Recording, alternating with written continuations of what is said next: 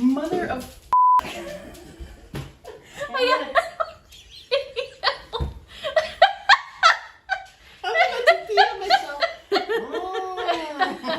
up, YouTube? Hi guys. Okay, so number 11. I gotta quit saying hi, guys. Yep. Stop. Okay. But I do recommend strongly. My God, what is that noise?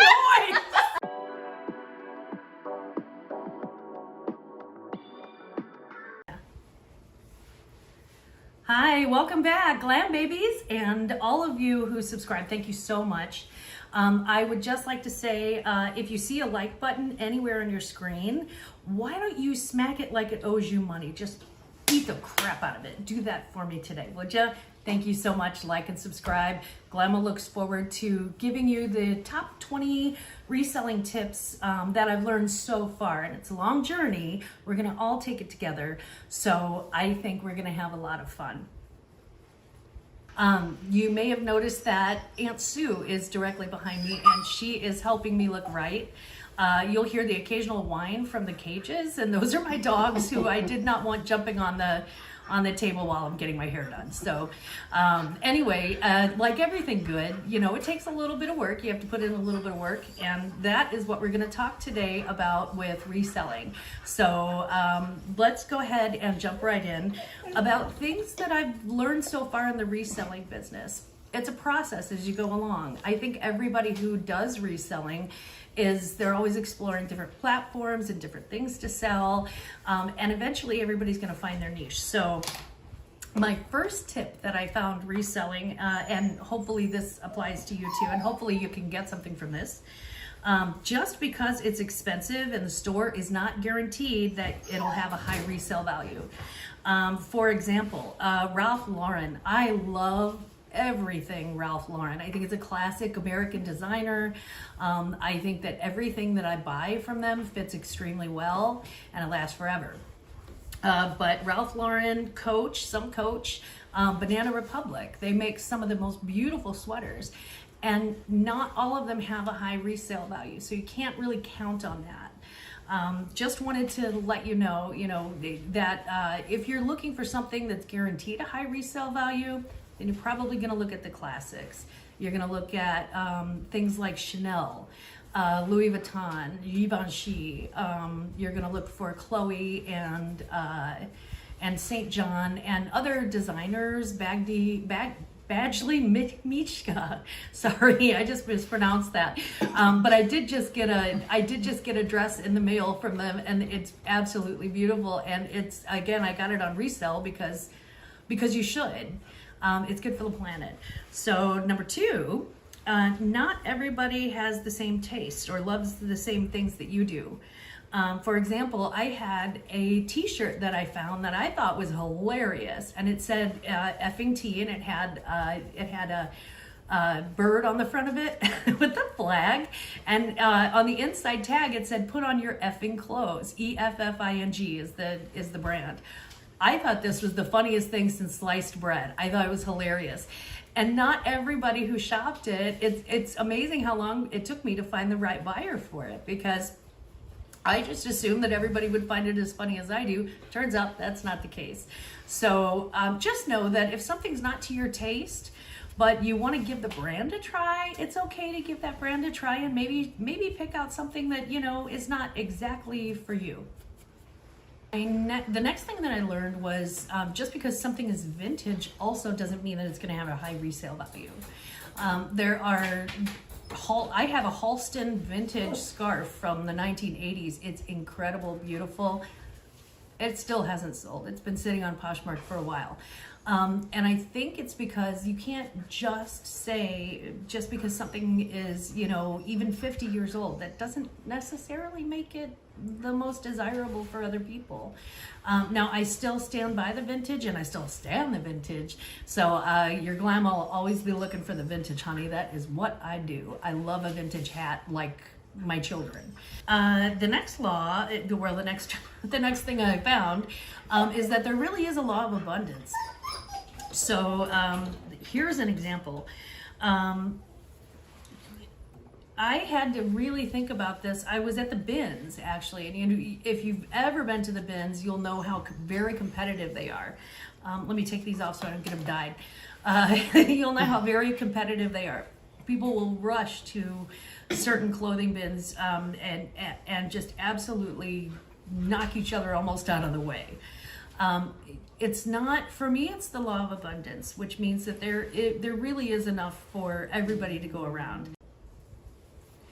Even though that happened, I still found a pair of Vince Camuto leggings. I found a leather jacket that was beautiful. I haven't posted that one yet, but again, I have such a haul in my son's bedroom. Sorry, sweetie, it'll be cleaned out by the time you get home, I swear. So there's so much out there for everybody. So I can tell you that, you know, there's enough YouTube for everybody. There's enough Poshmark for everybody. Just, you know, just be generous with your time and your energies. And make sure and have a giving spirit. It will come back to you in the long run. Karma's always coming, right? So number 5 is to look for what percentage your online platform takes. That's really important because eBay, Poshmark, Etsy, ThreadUp, some of the other thrift ones, the Real, everybody takes a different percentage. Everybody has different shipping rules. So it really pays to do your homework and really kind of learn about what those things are. For example, I had something that sold on eBay that I thought I could just, you know, cash it out and get a check. Turns out they paid my PayPal, and then there's this new way of paying on eBay that I still have to find out about. So I don't know, I have money sitting in the bank on eBay, which is nice, but you know I'm gonna buy a new t-shirt with it. So for my next one is number 6, and so for every item that you sell, there are best platforms for them, I would think, but don't limit yourself to that. So for example, Etsy has an entire vintage collection. So if you're a vintage collector, Etsy is a great place to go. However, some people like vintage items, but they shop more on Poshmark. Or you may have a need for a Chanel skirt, and so you go on the Real, but maybe eBay has something like that similar, or you know, an even better version of the same. So I would say it's in your best interest to cross list as much as possible. I think that if you cross list things, you have a better chance of actually getting them sold. It's just really important to keep track of your stock when you do that, because you want to make sure and keep track of everything that you've sold. Bless you. Bless you. Thank you. So sorry. Now, number 7, I learned the goofy way, which is kind of how I learn everything. Number 7 is very simple, but this one goes out to kind of the ladies. Sell men's clothes. I know it sounds stupid, but sell men's clothes too. If you are on Posh, if you're on eBay and you have all women's clothes in your closet, that's great, but just remember that these girls are also, a lot of these women are looking for things for their boyfriends, their husbands, their kids. Some of them have grown kids that they need to dress. So, you know, it wouldn't hurt you to put a few men's clothing items in your closet and see what happens. Number 8 is going to seem like common sense too, but if you're not used to it, or if you haven't been to the bins yet, I have to tell you that the Goodwill bins, they're so serious about the gloves. Seriously about the gloves. You would not believe the disgusting crap that you can put your hands in. It's so nasty. Make sure, and of course, I would put some extra masks in your glove compartment.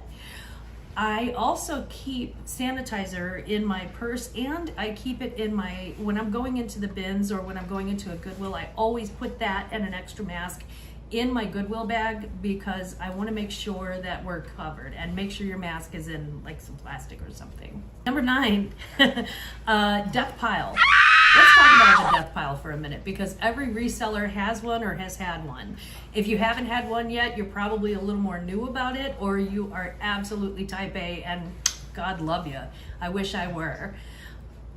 The death pile is when you haven't had a chance to photograph something and then you go out and do some sourcing again. And when I say sourcing, I mean like thrifting or however you get your supplies. And what happens is that death pile turns from a 2-item 1-inch death pile into a 4-foot monster that you cannot conquer.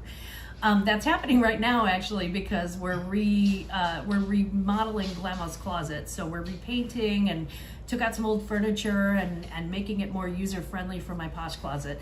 So because of that, I've got a death pile going in the other room that is absolutely insane. Keep an eye on your death pile. You have to eventually photograph it. And if you don't want to photograph it, don't list it and get rid of it and donate it, because if you don't want to photograph it, then you don't want to sell it. Which brings us to number 10. Number 10 is sometimes people will give you things to sell online that they would like for you to sell online. Always make sure that you know what the deal is up front. Do they want half of the profits? How's that going to work? And sometimes it's hard to say no to well-meaning friends and family who offer these things. I would say, honestly, give it a shot, and here's why.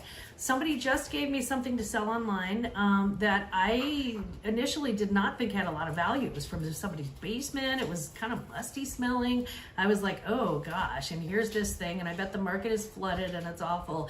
And it turns out that each and every piece of what this person gave me has huge value online in the reselling community. So I'm really excited about that. I have absolutely sanitized and washed and polished, and it's just absolutely beautiful cut crystal.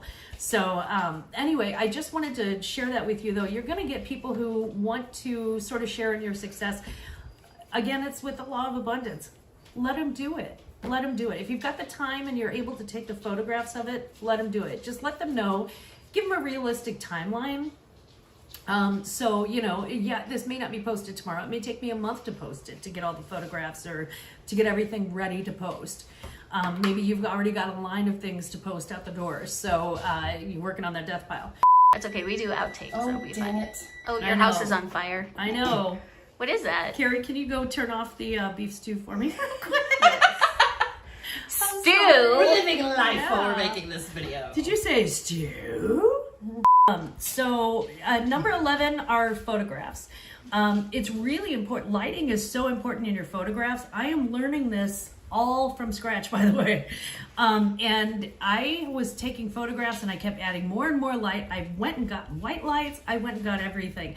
Number 12 is one of my favorite ones. It's wash it. You can't trust that a thrift store or a resell it shop is actually going to send you something or sell you something that is washed. In theory, it's great, but we're in the middle of a pandemic. Please, when you get things out to your car, Lysol them, wash them when you get home. If you have jewelry or something that you cannot wash, that you can't wash in a washing machine, you want to make sure and at least Lysol it. And with jewelry and with certain household items, a little bit of Dawn and a little bit of elbow grease go a very, very long way. So always wash your stuff. Lucky number 13. My last one leads to this one. Dawn is your friend. If you have something that's got a grease spot on it, go ahead and try some Dawn on it, because if it only cost you, maybe 75 cents for that piece of a pound at the Goodwill bins, and it's got a little grease stain on the front, you may be able to get that out with Dawn. It really does what it says it's going to do. And I don't work for Dawn. I have no money from Dawn. It'd be nice if you could send me some money, Dawn. Number 14 is my particular favorite, and it's the hardest one for me to pay attention to, but take a day off. You have to walk away. You have to walk away from your online presence for at least one day a week and just completely ignore the world. Number 15, watch YouTube. It's one of my favorite pastimes. It's one of my favorite things to do, to watch YouTube for other resellers, because what you do is you pick up information along the way, whether you realize that you're doing that or not. So there are brands now that I look for that I didn't look for before. There are certain things that I thought for sure would be huge resellers that I found out really don't have much of a market right now. It gives you kind of pros and cons. A lot of them have like things of the week or what they've done in sales or what they expect to make. So it's always really educational. Now, some of my favorites are, of course, Jack and Ryan Valentine. I love them so much. They're my little POSHMARK babies, and I just absolutely, Glamma adores you. Mwah, you are my favorite. I bought this t-shirt from them. I'm a Scorpio, so you know, it's kind of cute for that. But I also like, for jewelry, I love Texas Gal Jewelry Treasures. Texas Gal Treasures, I think it is. For eBay, like Harry Tornado, there's a guy named Locker Nuts that does a really fun job. Paper and Moose taco stacks, they're both, I think, in Philly. They're based in Philly. And Paper and Moose does like ephemera, so like, you know, old paperwork, old photos, things like that. And Taco Stacks does garage picking. There is garbage picking. Sorry, he does picking on garbage day. There's also a guy in Texas called the Texas Picker who is a garbage picker, and some of these people just come across the most amazing stuff. So definitely worth checking out. If nothing else, check out my boys, Jack Valentine and Ryan. Love you guys. Number 16, jewelry jars are addictive, so be careful. When you buy them, the thrill of opening them and going through them, if you are in any way enjoying a jewelry jar opening, be careful because they are really, really addictive. So I would say buy 2 jewelry jars to start with. From 2 different suppliers, so maybe one Goodwill jewelry jar, one Etsy jar. Again, Unicorn Gems does a great job. If you buy 2 of them and go through those and it's not enough, stop, force yourself to photograph, measure, and you have to do every single angle with jewelry and take pictures and post online all of your things that you're going to sell from that jar, and then force yourself to create other little lots, reseller lots, craft lots, things like that, before you buy another jewelry jar. They are addictive like crack. So number 17, don't forget, with large items, you need to sell those on probably Facebook Marketplace. If it's a large item, if it's an especially heavy item, unless it's got a really high resale value that really makes it worth shipping, just think about the logistics of shipping that before you do. I bought a very large item that I thought, oh, this is going to be fantastic. And then I realized what it would cost to ship, and it's just not worth it. I'm keeping that item. Luckily, I like my own taste, so that worked out pretty well. Number 18 is comps. You want to take a look at, and when we say comps in the reselling business, you'll hear a lot of resellers talk about that. When they say comps, it took me a little bit to figure out what they were talking about were comparable items. So for example, if I have this pair of eyeglasses and I want to go sell them on eBay, what I'm going to want to look at is, on eBay is, compare apples to apples, make sure that they have the same brand, they're the same size, they're the same style, and see how many have sold, how many are up for sale, what those are going for. Sometimes comps will be all over the place, and that just means that, you'll see some that are low price and some that are high price. It really just depends on the seller, but it'll give you a good average ballpark to start with. So if you think that a Ralph Lauren cashmere sweater from 1982 is worth $400, but the guy down the street is selling his for $25, you're probably not going to want to sell it for $400. Number 19 is find out from your local post office what items you can and cannot ship. Here's an example, mercury, lead, anything that California has specific rules about that, and I believe most of the U.S. Postal Service does. Liquids, anything of that nature, you want to double check before you ship. So I would just go online to the USPS.com. They have some really great guidelines about what you can and cannot ship. Number 20, watch out for scams. This is my final number, and on eBay especially, it doesn't happen that much on like Poshmark and Macari, but on eBay people will let you know that they're really interested in what you have and they'll be willing to pay full price, and all you have to do is text them. Please don't text them. Don't make a deal outside of your platform. Don't make a side deal unless you know the person or unless that person has approached you in such a way where you asked them, you told them that they can make a side deal.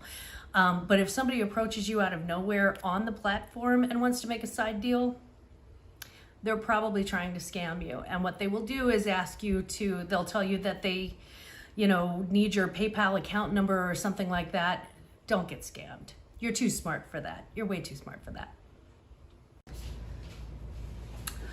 So thank you for sticking around for the 20 items. And as usual, we have the weird item of the week. By the way, thank you so much, Sue.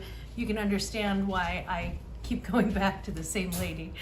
Thank you so much for my hair today, right? We're back in black. So this is actually more my natural hair color. You may notice it matches my eyebrows now, which is really lovely. What I wanted to do was, instead of talking about the weird thing of the week, I'll talk about something that I picked up. I picked up this Native American figurine at a thrift store and I saw it for sale. I picked it up because I feel like it's kind of my responsibility to take it out of circulation when I see something like this. There was a lot of misappropriation of culture when it came to Native American culture and indigenous people's culture, and specifically with tobacco products throughout history. If you don't know, it's racist. And if you don't agree, not my problem. But it is racist, and what we want to do is take something like this out of circulation. I plan on donating it to the St. Louis Museum of History if they would like it for their archives. If not, there are several universities nearby. There's Washington University, St. Louis University, University of Missouri, St. Louis, that all have cultural diversity classes that this may be a good teaching tool for them. But I definitely want to take it out of reseller circulation, so we did that. Also, I want to say thank you so much to everybody for joining me again. Please hit like and subscribe if you haven't already. And for my subscribers, we just hit 50, and I know it sounds tiny, but that's, you guys were with me from the beginning. So you're my OG glam babies. We have some great videos coming up. I'm having a pajama party with my very best friends, and we're gonna be talking about our reselling. We've all been thrifting, we've all been to yard sales, and there's a lot of craziness that's gonna happen. We're also gonna have a Would You Wear It with the baby Olas, the glam babies. The glam babies will be telling me whether or not they would actually wear things that I buy, which is very important because it's kind of like a style report that's a little more casual. And finally, next week we're gonna be working on a competition. That's right, we have a competition. Glamma has every intention of winning this. We're gonna find, my friends and I are gonna find the weirdest thing that we can thrift. This will include people that you've already seen and maybe a few that you haven't. So please, check us out. We're on Sunday mornings and we are on Tuesdays, and I look forward to seeing you again. Bye, glam babies. Glamma loves you. Please like and subscribe.